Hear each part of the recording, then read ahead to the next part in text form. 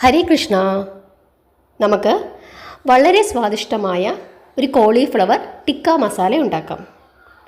അതിനായിട്ട് കോളിഫ്ലവർ ചെറിയ ഫ്ലവേഴ്സായിട്ട് അടർത്തിയെടുത്ത് മഞ്ഞൾപ്പൊടി വെള്ളത്തിൽ തിളപ്പിച്ച് അതിലെന്തെങ്കിലും അഴുക്കുകളൊക്കെ ഉണ്ടെങ്കിൽ അതൊക്കെ മാറ്റി വൃത്തിയാക്കി ഒരു പാത്രത്തിൽ എടുത്ത് വെക്കുക.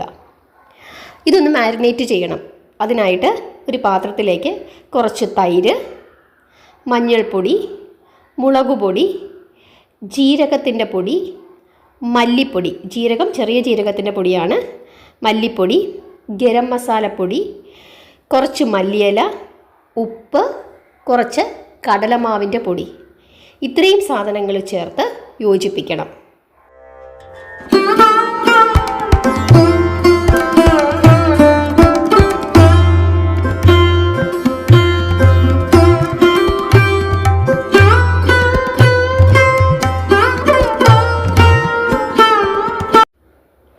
എന്നിട്ട് ഈ കൂട്ട് നമ്മൾ എടുത്തു വെച്ചിരുന്ന കോളിഫ്ലവറിൽ ചേർത്ത് നന്നായിട്ട് യോജിപ്പിച്ച് കുറച്ച് നേരം അതവിടെ മാറി ഇരിക്കട്ടെ. അതിനുശേഷം ഒരു പാൻ അടുപ്പയിൽ വെച്ചിട്ട് അതിലേക്ക് കുറച്ച് എണ്ണ ഒഴിക്കുക.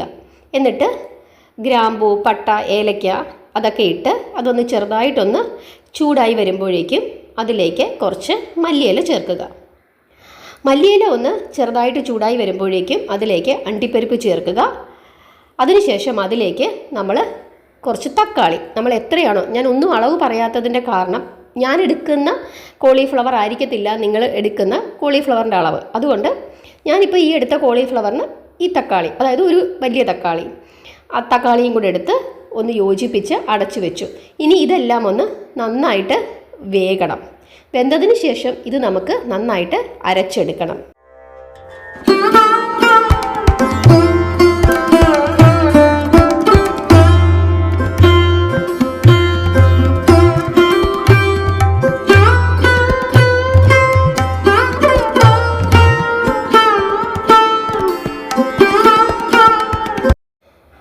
തക്കാളിയൊക്കെ നന്നായിട്ട് വെന്ത് കഴിഞ്ഞതിന് ശേഷം അത് നന്നായിട്ട് തണുക്കണം.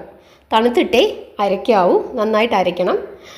വേറൊരു പാൻ വെച്ചിട്ട് അതിലേക്ക് കുറച്ച് എണ്ണ ഒഴിച്ച് നമ്മൾ മാരിനേറ്റ് ചെയ്ത് വെച്ചിരുന്ന കോളിഫ്ലവറൊക്കെ ഇട്ട് ഒരു ബ്രൗൺ കളറ്, ഒരുപാട് അങ്ങ് ഡീപ് ഫ്രൈ ആകണ്ട, ഒരു ഷാലോ ഫ്രൈ, അപ്പുറം ഇപ്പുറമൊക്കെ ഒന്ന് ചെറുതായിട്ടൊന്ന് മുരിഞ്ഞ് വരുമ്പോഴേക്കും അത് മാറ്റണം. ഇനി ഒരു പാൻ അടുപ്പേ വെച്ച് കുറച്ച് എണ്ണ ഒഴിച്ച് അതിലേക്ക് കായത്തിൻ്റെ പൊടി ചേർക്കണം.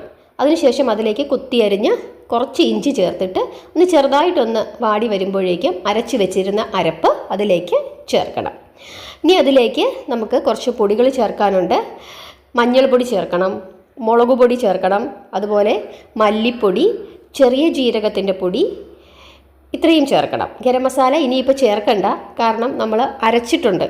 കൂടുതൽ ചേർത്ത് വെറുതെ അതൊരു ഭയങ്കരമായ കുത്തല് വരും, അതുകൊണ്ട് ചേർക്കണമെന്നില്ല. പിന്നെ വേണമെങ്കിൽ ചേർക്കാം, മസാലയുടെ ആ രുചി കുറവുണ്ടെന്ന് തോന്നിക്കുവാണെങ്കിൽ കുറച്ച് ചേർക്കാം. അതിനുശേഷം അത് നന്നായിട്ട് ഇളക്കി അടച്ചു വെച്ച് അതൊന്ന് എണ്ണ തെളിയണം. എണ്ണ തെളിഞ്ഞതിന് ശേഷം അതിലേക്ക് നമുക്ക് നമ്മുടെ കൂട്ടാൻ എത്ര വെള്ളം വേണമോ അത്രയും വെള്ളം ഒഴിച്ച് നന്നായിട്ട് തിളയ്ക്കണം. ആ സമയം അതിലേക്ക് നമുക്ക് ആവശ്യത്തിനുള്ള ഉപ്പ് എത്രയാണെന്ന് വെച്ചാൽ അതും ചേർക്കണം. എന്നിട്ട് അതിലേക്ക് നമ്മുടെ വറുത്ത് വെച്ചിരുന്ന കോളിഫ്ലവറും ചേർത്ത് ഇത് നന്നായിട്ട് തീ കുറച്ച് വെച്ച് ഒരു 5-6 മിനിറ്റ് വേവണം. കോളിഫ്ലവർ ഈ അരപ്പിൽ കിടന്ന് നന്നായിട്ട് വേകണം. കൂട്ടാനൊന്ന് തിളച്ച് വരുമ്പോഴേക്കും അതിലേക്ക് ഒരു ശകലം പഞ്ചസാര, കാരണം നമ്മുടെ ആ പുളിയും അതെല്ലാം കൂടെ ഒന്ന് യോജിക്കുന്നതിന് വേണ്ടിയിട്ടാണ് കുറച്ച് പഞ്ചസാര ചേർക്കുന്നത്. അതിനുശേഷം ചെറു തീയിലിട്ട് ഒരു 5-6 മിനിറ്റ് കോളിഫ്ലവറും കൂടെ വേവിക്കണം. നമ്മൾ നോക്കണം, കോളിഫ്ലവർ നന്നായിട്ട് വെന്ത് ചാറൊക്കെ കുറുകി കഴിയുമ്പം അതിലേക്ക് കസൂരി മേത്തി ചേർക്കണം. അതുപോലെ തന്നെ നമുക്ക് ആവശ്യത്തിനുള്ള മല്ലിയിലയും ചേർത്ത് നമുക്ക് വാങ്ങാം. ഇത്രയേ ഉള്ളൂ. വളരെ രുചികരമായ ഒരു കോളിഫ്ലവർ ടിക്ക മസാലയാണ്. ഇതിനകത്ത് ഉള്ളി, വെളുത്തുള്ളി ഇങ്ങനത്തെ സാധനങ്ങളൊന്നും തന്നെ ചേർത്തിട്ടില്ല. ധൈര്യമായിട്ട് ഭഗവാന് നൈവേദ്യമായിട്ട് വെക്കുകയും നമുക്ക് കഴിക്കുകയും ചെയ്യാം. എല്ലാവരും ഈ വിധത്തിലൊന്ന് ഉണ്ടാക്കി നോക്കൂ, എല്ലാവർക്കും ഇഷ്ടപ്പെടും. ഉണ്ടാക്കി നോക്കിയിട്ട് നിങ്ങളുടെ അഭിപ്രായങ്ങളൊക്കെ പറയുക.